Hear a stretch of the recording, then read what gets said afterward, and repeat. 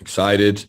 Our players are certainly excited. Indianapolis has been a spot of a lot of college championships I've been able to watch growing up, and excited to be able to play in such a great venue. And sounds like we're very fortunate not going to be playing outside based on the weather that I'm hearing about. But our guys are excited and getting back to work and ready to take another shot and go play these guys, and got a lot of respect for Alabama and Coach Saban and everything they've been able to do. And we know that we've got to play one of our best games, and our guys are excited for that opportunity.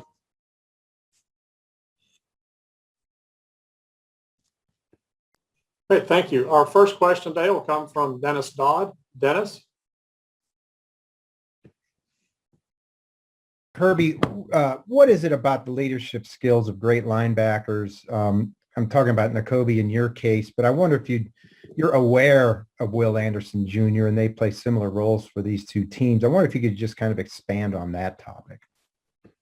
Well, I think that position is a position that ties, the front to the back. And when you're in the middle, it takes extreme toughness to play at that position. And you got to have some coverage skills. You got to understand the defense inside and out. And you certainly can become a very good leader. If you had a quarterback on defense, I think it would be at the linebacker position because they make so many calls. And Will certainly does that. He's exceptional rusher, twitchy, plays so hard, high motor, physical toughness.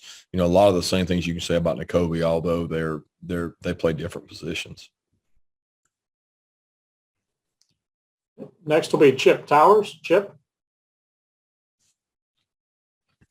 Hey, Coach. I wonder if you could talk about the dynamics of, playing an opponent two times in close proximity. I think you were part of that at Alabama and LSU, and certainly in a game of this magnitude. And if a second part, if you could touch on this, you alluded after the game, talking about Alabama had a 5 or 6 hour head start on getting ready for this game. I think you've been on both ends of that as well. Is that a true advantage? Even those few hours can make a difference? I don't know. This makes a huge difference when there's a normal space between the game. We played in a unique situation last time we played them with the Rose Bowl turnaround to national championship was extremely short. And with the Rose Bowl not changing their date, it made for a West Coast flight. It was a really, really, really quick turnaround. We actually played the earlier game in that scenario, and they played the later game, but the turnaround was quicker. This turnaround is a little different because the amount of time in between them. I was just referencing that we finished a little bit later and didn't get home till the next day. But when you're playing a rematch game, I think, a lot can go into it in terms of, you got to be careful because you've got things in your games in your breakdown that might change this game in terms of, we didn't have the SEC championship game, obviously, in our breakdown, then the playoff game and what tendencies changed, what matchups you're looking for, who's in, who's out. There's a lot of things that go into it, but at the end of the day, you're really not as worried about what they're doing. You're worried about what you're doing and how well you can do that. It's the most important part. Next will be Mark Weiser. Mark? Kirby, your guys obviously responded well to the tough loss against Alabama.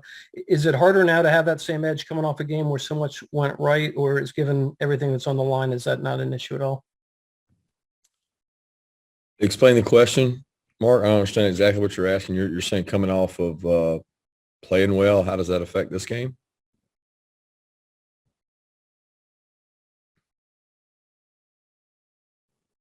Mark? I think you need to unmute. Yeah. And I was saying, because they were coming off a loss that they had maybe more of an edge, wanting to prove something that they were as good as they showed earlier in the year. Yeah, I mean, we're focused on playing them, and this game is irrelevant of the game we just played, and it's really separate from the SEC championship. Other than obviously everybody will be using that tape to look at matchups and look at tendencies and things, but we're certainly we've worked really hard the last whatever 30 days at getting better at us. And it was never about Michigan or Alabama or Cincinnati. It was about us. And that doesn't change on who your opponent is. You try to scheme to find matchups, but at the end of the day, we've been trying to get our players better regardless of who we're going to play. Next will be Anthony Dasher. Anthony. Hey, Coach. Good morning, afternoon, whatever it is now. I just double check on Brock Bowers. I know you touched on him. He kind of dinged his shoulder a little bit a couple weeks ago. See if you had any further word on him. No, Brock's good. He was good in the game. He's that same shoulder has bothered him all year. To be honest, it's not like it's something new that just came up. I mean, it bothers him from time to time at practice. It happens to a lot of our players, to be honest with you. I had it when I played. So it's something you have to, just deal with. And in the off season, we'll get to look at it and see if it needs to be repaired and surgically, or whether or not it's something that he can rehab and continue to strengthen the muscles around it. But it's not, he's a football player. I mean, it's not going to go away in season. So a lot of our guys are dealing with that. Next will be Lane Higgins. Lane.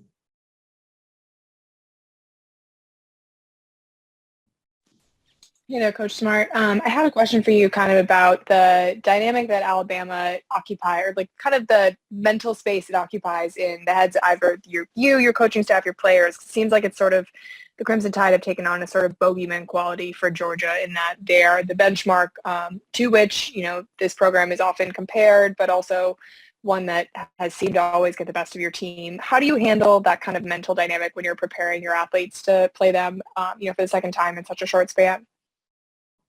First off, what is the bogeyman? What did you reference it as? I said Alabama is a bogeyman to Georgia football. Yeah, I don't know exactly what that is, so it's hard for me to answer that question other than they've also been a problem and a thorn in every single team they played besides just ours. So we have that in common with a lot of teams that have played them. They got a really good football team, really good coach, and a really good program.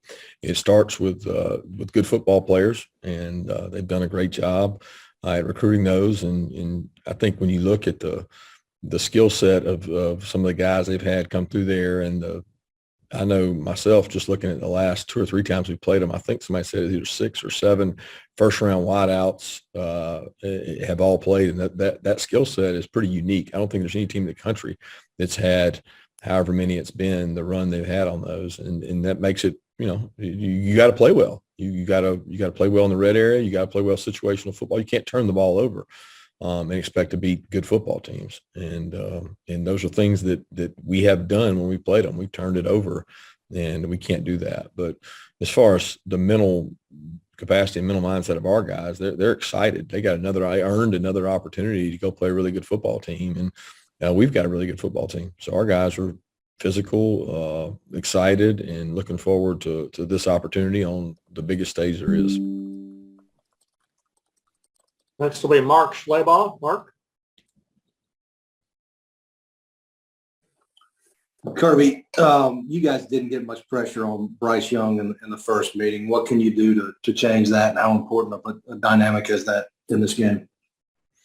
Yeah, it's really important. I mean, they did a good job. Number one, he did a good job of moving around in the pocket, of creating time. He's really way more elusive than people give him credit for. Extremely good athlete, has elite spatial awareness. He knows where people are, where his people are, where he's protected, where he's going with the ball beforehand. And it wasn't for a lack of trying. And we brought a lot of different pressures. They did a good job picking those pressures up. And at the end of the day, there's 4 or 5 guys that are one-on-one up there. Somebody's got to win one-on-one. And a lot of times you're better at pressure when you're not on the field as long and you're winning some third downs. We had some really critical third down losses that hey, they didn't beat us. We busted. And you can't do that, not and beat a good football team. You're giving them extra snaps every time that happens, and you can't do that. Next we'll hear from Ralph Russo. Ralph. Good afternoon, Kirby. wanted to ask you, I think one of the remarkable things about these two programs is that obviously you recruit a lot of good players, but so many to the point where I think people will ask, wow, if you want to play early, wouldn't it be better to go someplace else? Because there are so many good players on these rosters.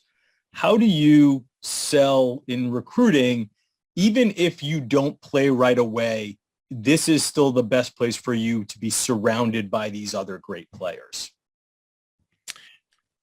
Because the truly great players understand that no NFL scout or general manager or head coach has ever called me and said, how much time did Roquan Smith, how much time did Nakobe Dean play as a freshman? That's not what they care about. What those guys care about are the intangibles, size, speed criteria, leadership skills. How good a football player are they in year 3? That's what they want. They start evaluating those guys really hard in year 3. And, you want to be the best player you can be in 3 years. So where do you go to do that? You go where you can compete against really good people in practice. You get millions more snaps in practice than you do in a game. So you want to go against the best. Where does the best pass rusher want to go? Against the best tackles? Where's the best tackle want to go? Against the best pass rushers? Where am I going to develop the best? Where have they proven that they can take me from a really talented player to a disciplined team buy-in, NFL type offense and defense and special teams that they can grow? And the kids that are looking for that, they can find that at these programs. So it's an easier decision than you think, because it's not just about playing early. I've seen a lot of guys play early and not get better, not grow, not have the same nutrition, strength staff, and they might not leave as good as they would have, but they played early. And I've seen some guys get impatient, here and there, and leave and have regret over leaving, because if they had stayed, they would have been a better football player for staying. Next, we'll hear from Mike Griffith. Mike? Hey, Kirby. Obvious storyline is Kirby Smart versus Nick Saban. I know the players on the field decide it, but this is your 6th year building this program. I guess this will be your 5th straight top 10 finish. Do you embrace that, or is it something that you would prefer to downplay? And then 2, just in terms of how fluid is it in game? I think we've seen you lead at halftime and 3 out of these previous 4 matchups. It just looks like a chess match from the outside. How true would that be? I think it's been games of momentum, and, they've done a good job of the momentum in the second half. And each game's been different, and it'll never be about he and I. I know he won't make it that, and I won't make it that, because that's for you guys to do that. It's about the players. It's about those guys making plays and putting them in a position to be successful. And the players that make the meaningful plays, the plays that are conversions, the red areas, the turnovers or not turnovers, the explosive plays, that determines the outcome of games, not he and I.